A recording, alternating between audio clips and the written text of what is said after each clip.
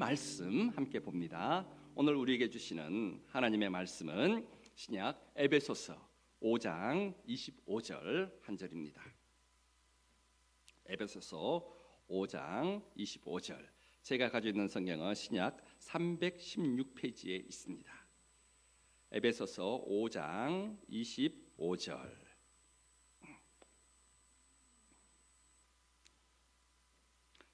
우리 다 같이 합독하겠습니다. 25절 함께 읽습니다. 남편들아, 아내 사랑하기를 그리스도께서 교회를 사랑하시고 그 교회를 위하여 자신을 주심같이 하라. 아멘. 자, 5월 한 달 동안은 그동안 계속하던 이 사도행전 이 강해를 잠시 중단하고 이 가정에 관한 말씀을 지금 여러분과 나누고 있습니다. 오늘 제목이 뭡니까? 남편들아입니다. 남편들에게 주시는 말씀인데, 그러면 다음 주 제목이 뭘까요? 아내들아 될 겁니다. 예. 자, 직접적으로는 오늘요 이 남편들에게 주시는 말씀이지만 사실을 우리 모두에게 주시는 말씀입니다. 아내들도 남편에게 주시는 말씀을 알아야 남편들에게 요구할 건 요구하고 섬길 건 또 섬길 수 있을 겁니다. 우리 부모님 세대도 성경적인 이 남편의 역할을 제대로 알아야 아들 며느리에게 바로 덕담해 줄 수 있을 겁니다. 그리고 아직 결혼하지 않은 우리 젊은이들도 남편은 저렇게 해야 하는구나 알면 이후에 큰 도움이 되리라고 생각됩니다. 자, 먼저 이 남편에게 주신 말씀을 하기 전에, 남편이 있으려면 이 아내가 있어야 되고 부부가 있어야 되는 거잖아요.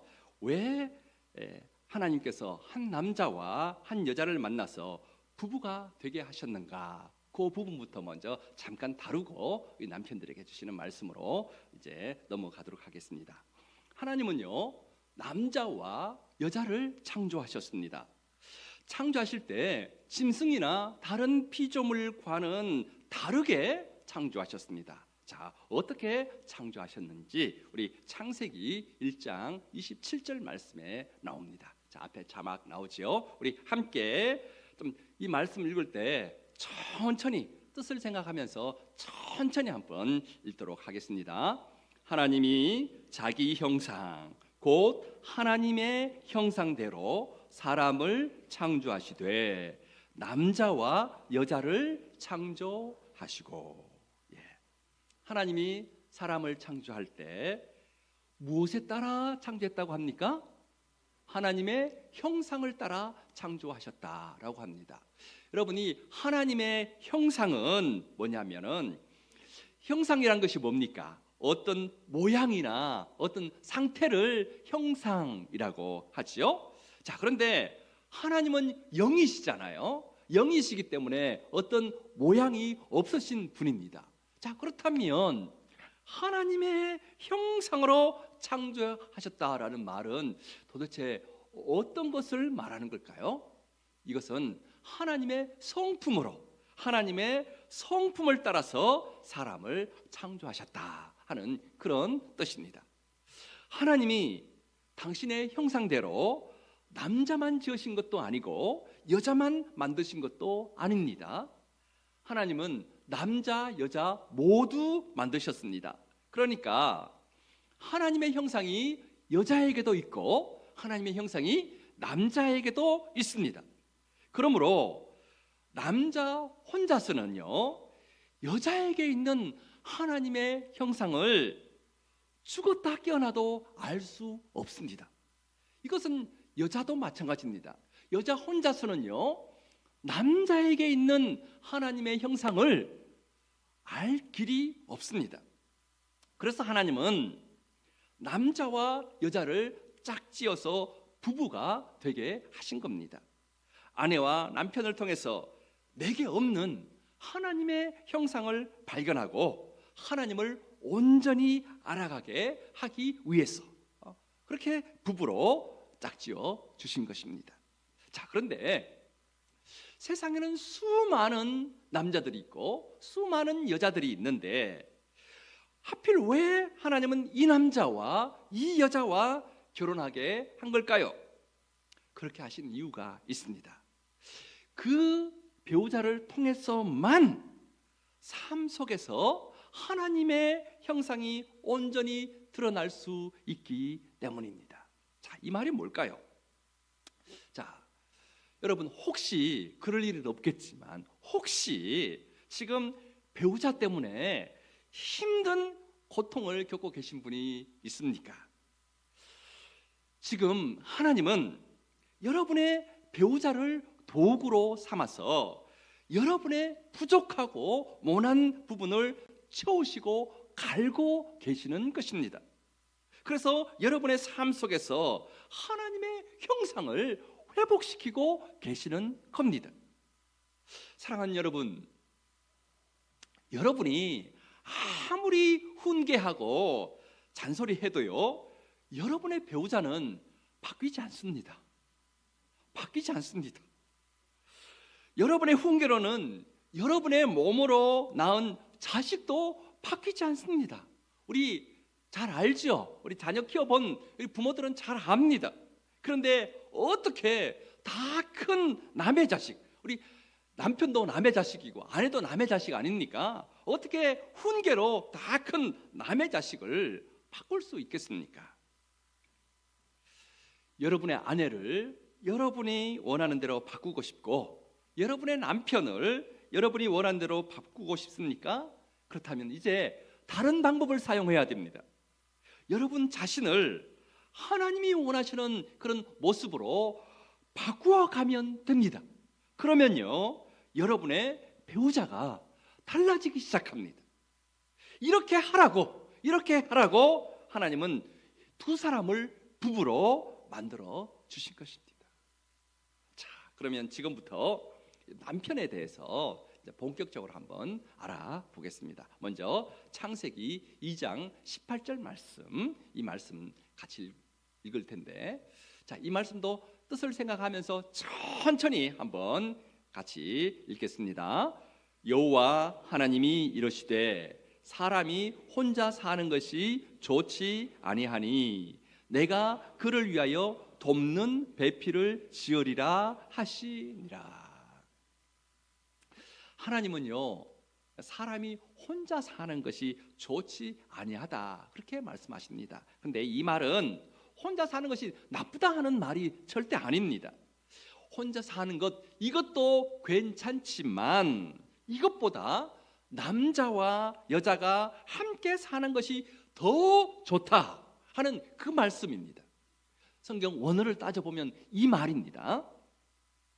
자, 하나님은 아담을 위하여 돕는 배필을 지으셨습니다. 따라서 여자는 남자의 돕는 배필로 지어졌습니다. 여러분, 돕는 배필이라고 하니까 여자는 남자에게 종속되어 있다는 말같이 들리지만 뜻은 그런 것이 아닙니다. 남자든 여자든 모두 하나님의 형상으로 창조되었기 때문에 동등한 이 존엄성과 동등한 인격을 가지고 있습니다. 그런데 여기서 여자는 남자를 돕는 배필이다 하는 말은요, 남자는 여자의 도움 없이는 절대로 그 삶이 완성되지 않는다 하는 그런 뜻입니다. 남자 혼자서 그 삶이 완성된다면 하나님은 굳이 남자에게 돕는 배필을 만들어주지 않았을 것입니다. 여자가 곁에서 도와줘야만 남자의 인생은 제대로 결실을 맺게 된다 하는 것이죠. 여러분, 빌라도 총독 알죠? 이 빌라도 총독이 예수님을 재판하기 위해서 재판석에 앉았을 때요, 그의 아내가 급히 사람을 보냅니다. 그래서요, 그 빌라도에게 이런 전가를 보내요. 옳은 예수님에게 잘못된 선고를 하지 말라. 그 사람은 옳은 사람이다. 그러니까 절대로 잘못된 선고를 당신 내려서는 안 됩니다 하고 사람을 보내서 전해줍니다. 그러나 빌라도는 그 말을 묵살하고 예수님에게 사형을 선고했습니다. 빌라도는 자기를 도울 수 있는 능력이 자기 아내에게 있다는 것을 알지 못했습니다. 그 아내의 말만 들었다면 예수 믿는 사람들이 2000년이 지나도록 사도신경을 통해서 본디오 빌라도에게 고난을 받아 십자가에 못 박혀 죽으시고 라는 이 저주 섞인 비판을 이 빌라도는 받지 않았을 것입니다. 남자는요, 아내의 도움이 있을 때만 인생이 완성될 수 있습니다.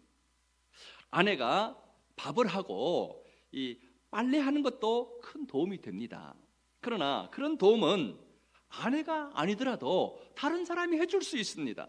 그러나 아내는 타고난 본능으로, 남편을 향한 사랑으로 남편을 도울 수 있습니다.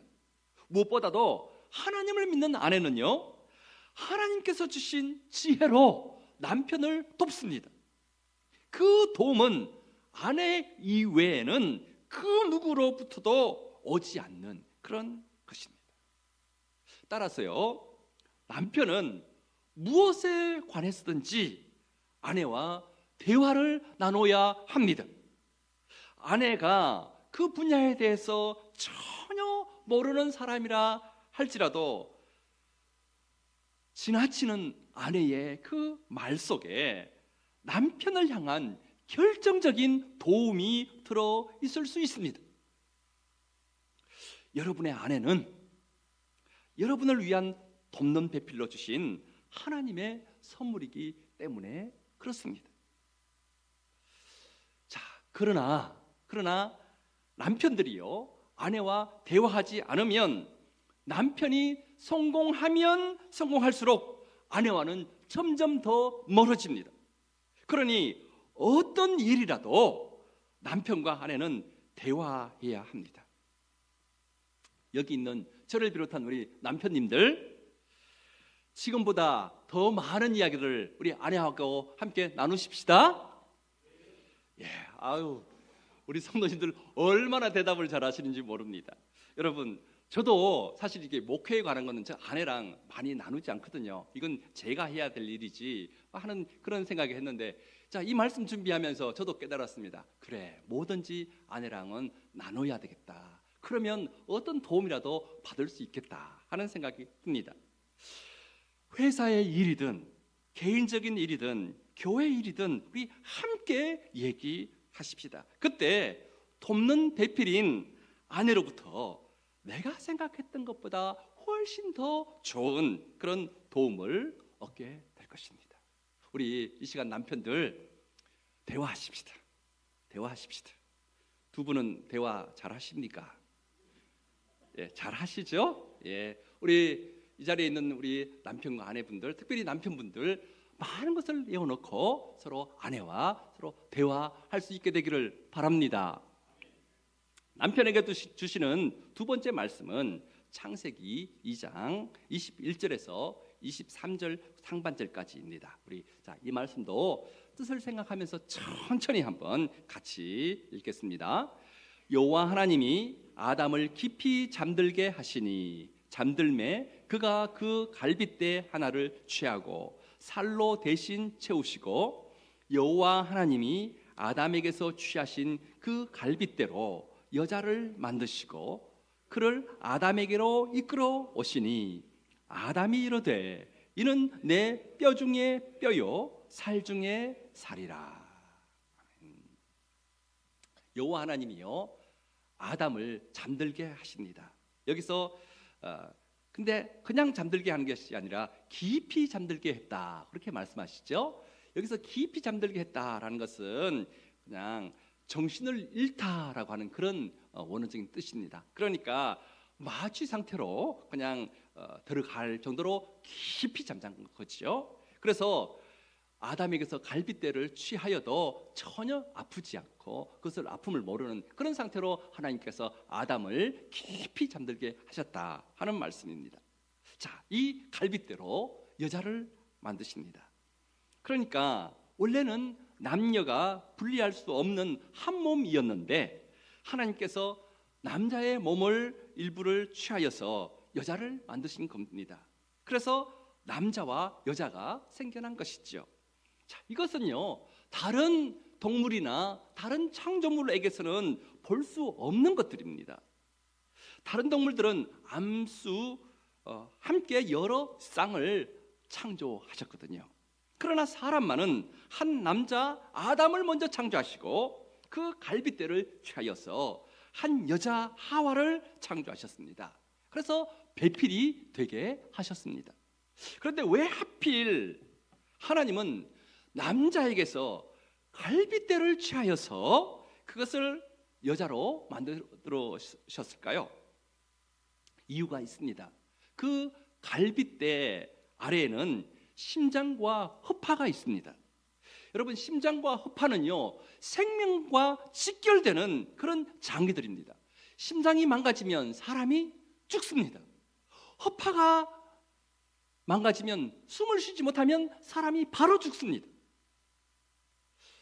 그러니까요, 이 갈비뼈가 없으면 이 심장과 허파는 보호될 수가 없습니다.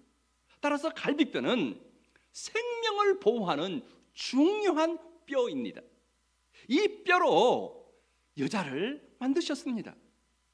남자가 여자를 사랑해야 하는 이유가 여기에 있습니다. 남자가 여자를 사랑하는 것은 자기 생명을 사랑하는 것입니다.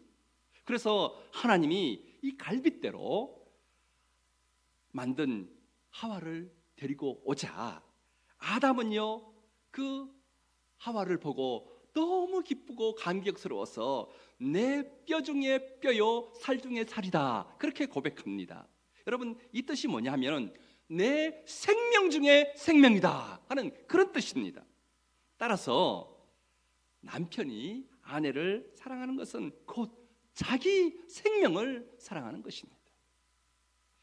남편들은 자기 생명이 소중한 것을 알고 이것을 잘 지키고 잘 가꾸기 위해서 노력하듯이 그렇게 아내를 사랑해야 된다 하는 거지.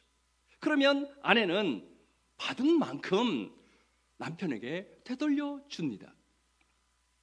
여러분, 여자는요, 반사경과 같습니다. 남편이 사랑을 주면 그 사랑을 그대로 되돌려 줍니다. 반대로 남편이 아내에게 무관심하거나 무시하면 바로 그 무관심과 무시로 되갚습니다. 그런데 강도의 차이가 다릅니다. 여자는요, 팝콘 기계와도 같습니다. 그래서요, 남편이 사랑을 넣잖아요. 그러면 그 사랑을 2배, 3배 키워서 내어 놓습니다. 반대로 남편이 무관심을 넣잖아요. 무시를 넣잖아요. 그러면 여자는 2배, 3배 증폭된 증오를 내어 놓습니다. 여러분, 특히 남편들, 여자는요, 무섭습니다. 좀 살아보신 분들은 다 알 겁니다. 여자는 무서워요. 그래서 여자가 한을 품으면 온유에라도 뭐가 내려요? 서리가 내립니다. 이 말이 괜히 있는 게 아닙니다. 무관심한 남편에게 쏟아지는 이 아내의 증오는 상상을 초월합니다. 남편들은 알아야 합니다.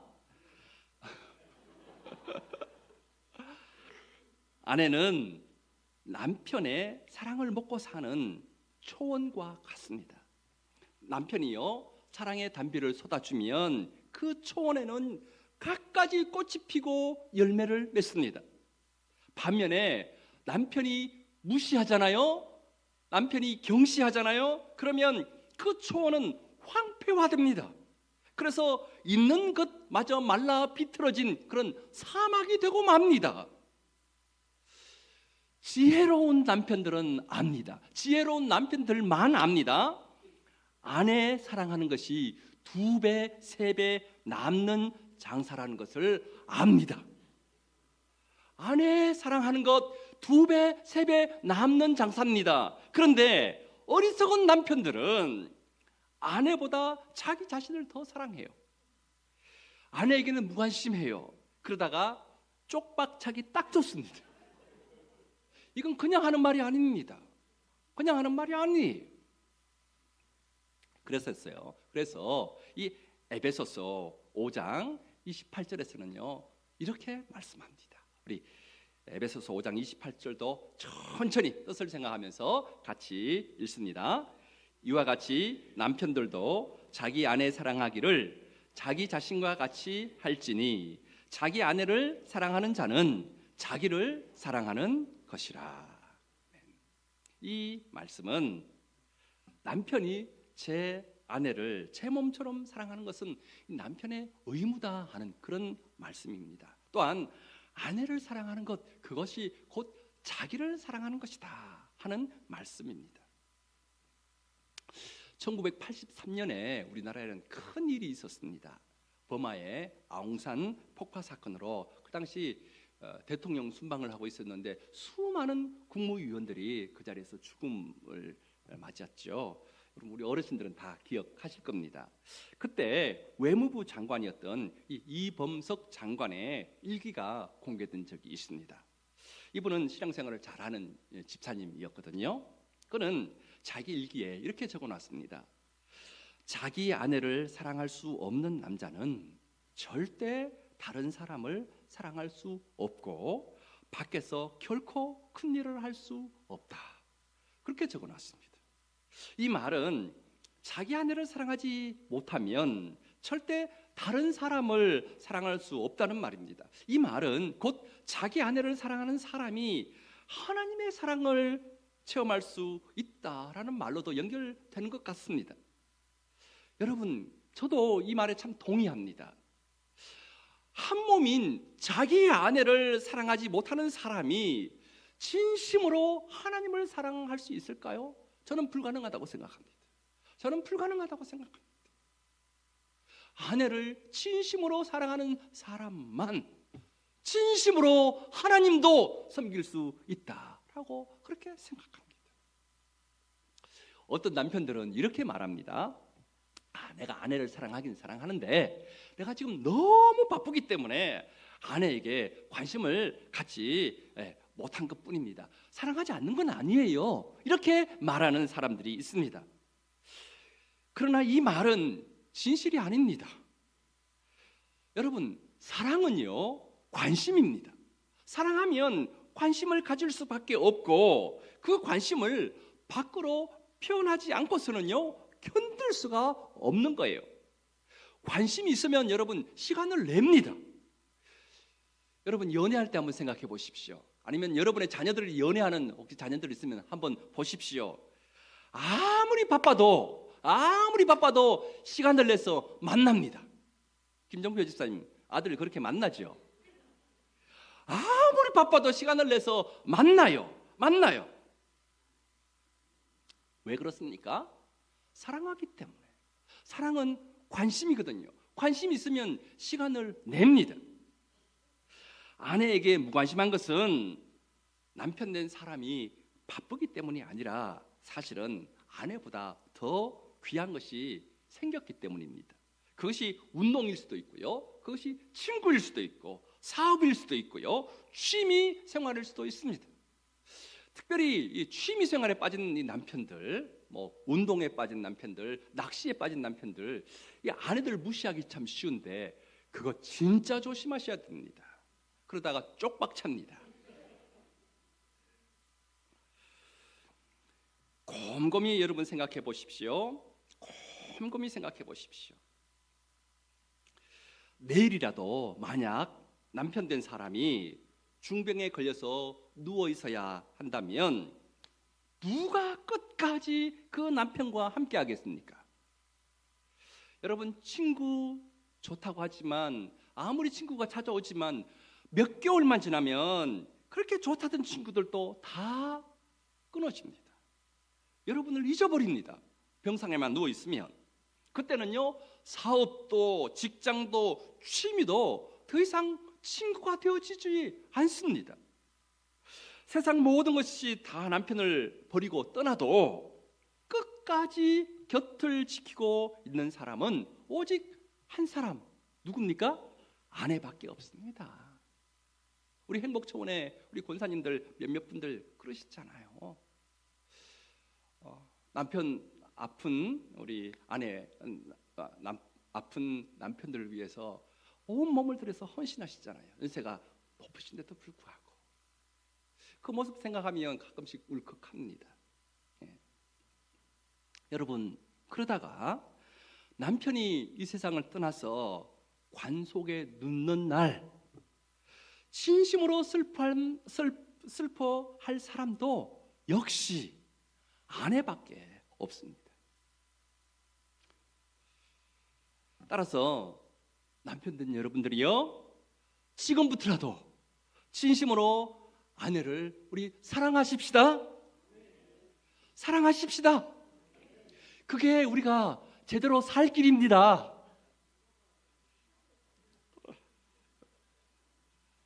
그래서 에베소서 5장 25절은 다음과 같이 말씀합니다. 우리 마지막으로 에베소서 5장 25절 천천히 한번 읽어보겠습니다. 남편들아, 아내 사랑하기를 그리스도께서 교회를 사랑하시고 그 교회를 위하여 자신을 주심같이 하라. 아멘.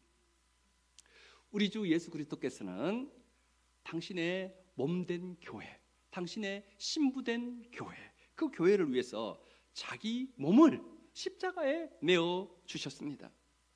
자기 생명을 내줄 만큼 교회를 사랑하셨습니다.